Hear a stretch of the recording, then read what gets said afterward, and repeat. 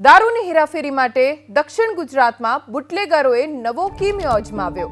વલસાડમાં પ્લાસ્ટિકના કેરબામાં વિદેશી દારૂની હેરાફેરી થઈ।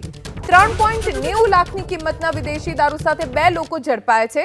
સ્ટેટ મોનિટરિંગની સેલે વિદેશી દારૂ સાથે બંનેની ધરપકડ કરીને કાર્યવાહી હાથ ધરી છે। જો કે એસએમસીની આ કાર્યવાહીના કારણે સ્થાનિક પોલીસની કામગીરી ઉપર સવાલ ઊભા થયા। કેવી રીતે કેરબામાં દારૂ છુપાડવામાં આવ્યો હતો તે પણ જોઈ શકાય છે।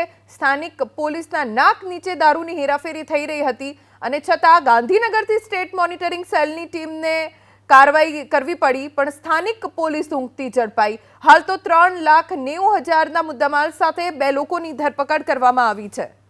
વલસાડમાં પ્લાસ્ટિકના કેરબામાં વિદેશી દારૂની હેરાફેરી થઈ। 3.90 લાખની કિંમતના વિદેશી દારૂ સાથે 2 લોકો ઝડપાયા છે।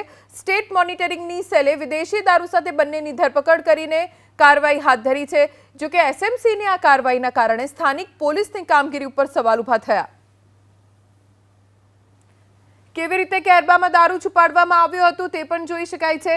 સ્થાનિક પોલીસના નાક નીચે દારૂની હેરાફેરી થઈ રહી હતી અને છતાં ગાંધીનગરથી સ્ટેટ મોનિટરિંગ સેલની ટીમને કાર્યવાહી કરવી પડી, પણ સ્થાનિક પોલીસ ઊંઘતી ઝડપાઈ। હાલ તો 3,90,000ના મુદ્દામાલ સાથે 2 લોકોની ધરપકડ કરવામાં આવી છે।